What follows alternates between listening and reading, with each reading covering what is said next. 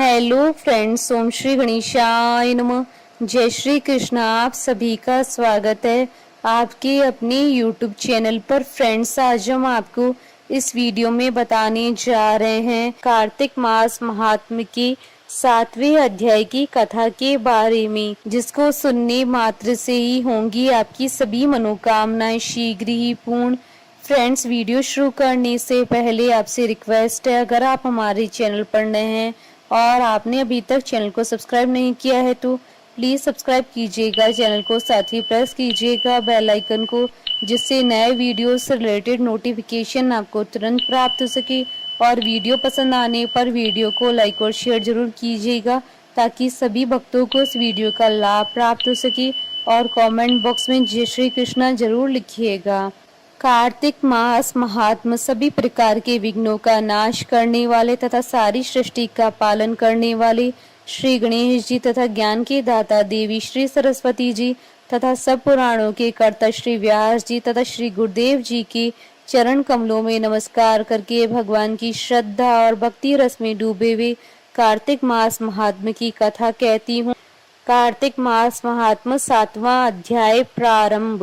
मंगलकारी श्री हरि का सच्चा नाम ध्याऊं, कार्तिक मास महात्म का 7वां अध्याय बनाऊं। नारद जी ने कहा, हे राजन, कार्तिक मास में व्रत करने वालों के नियमों को संक्षेप में बतलाता हूँ, उसे आप सुनिए। व्रती को सब प्रकार के आमिष, मांस, उड़द, राई, खटाई तथा नशीली वस्तुओं का त्याग कर देना चाहिए। व्रती को दूसरे का अन्न ग्रहण नहीं करना चाहिए, किसी से द्वेष नहीं करना चाहिए और तीर्थ के अतिरिक्त अन्य कोई यात्रा नहीं करनी चाहिए। देवता, वेद, ब्राह्मण, गाय, व्रती, नारी, राजा तथा गुरुजनों की निंदा नहीं करनी चाहिए। व्रती को दाल, तिल, पकवान व दान किया हुआ भोजन ग्रहण नहीं करना चाहिए।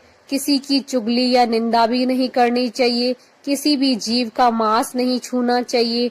पान, कत्था, चूना, नींबू, मसूर, बांसी तथा जूठे अन्न का प्रयोग नहीं करना चाहिए। गाय, बकरी तथा भैंस के अतिरिक्त अन्य किसी पशु का दूध नहीं पीना चाहिए। कांस्य के पात्र में रखा हुआ पंचगव्य, बहुत छोटे गड़े का पानी तथा केवल अपने लिए ही पका हुआ अन्न प्रयोग करना चाहिए। कार्तिक माह का व्रत करने वाले मनुष्य को सदैव ब्रह्मचर्य का पालन करना चाहिए। उसे धरती पर सोना चाहिए और दिन के चौथे पैर में केवल एक बार पत्तल में भोजन करना चाहिए। व्रती कार्तिक माह में केवल नरक चतुर्दशी, जिसे छोटी दिवाली कहा जाता है, के दिन ही शरीर में तेल लगा सकता है। कार्तिक माह में व्रत करने वाले मनुष्य को सिंगाड़ा, प्याज, मट्ठा, गाजर, मूली, काशीफल, लौकी, तरबूज, इन वस्तुओं का प्रयोग बिल्कुल नहीं करना चाहिए। रजस्वला, चांडाल, पापी, मलेच्छ, पतित, व्रतहीन, ब्राह्मण द्रोही और नास्तिकों से बातचीत नहीं करनी चाहिए। भगवान विष्णु को प्रसन्न करने के लिए अपने शक्ति के अनुसार चंद्रायण आदि का व्रत करना चाहिए और उपयुक्त नियमों का पालन करना चाहिए।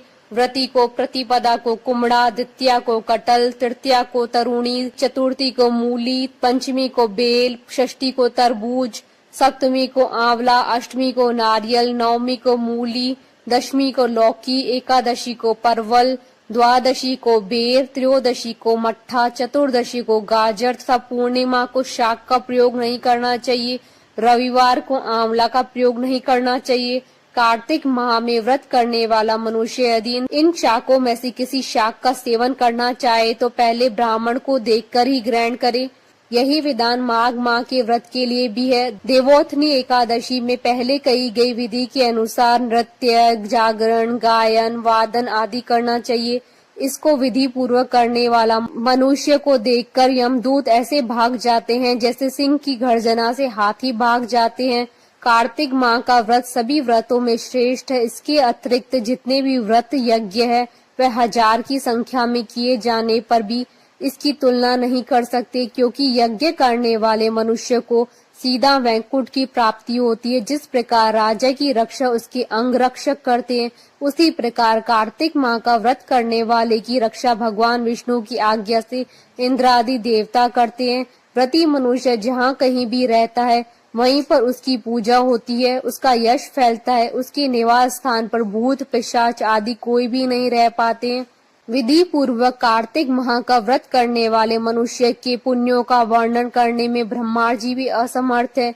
यह व्रत सभी पापों को नष्ट करने वाला, पुत्र पौत्र प्रदान करने वाला और धन धान्य की वृद्धि करने वाला है।